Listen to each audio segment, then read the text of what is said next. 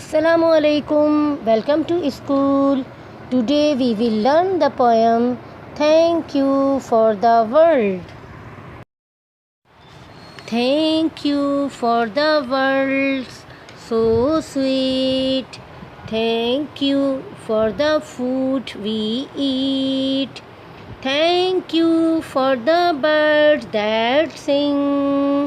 Thank you God for everything.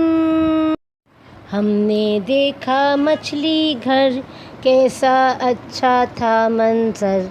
लाल सफ़ेद और नीली पीली मछली देखी मूँछों वाली। मज़े मज़े का चारा खाएं, अपनी दुम भी साथ हिलाएं। रंग बरंगी प्यारी प्यारी जी चाहे ले जाऊं सारी।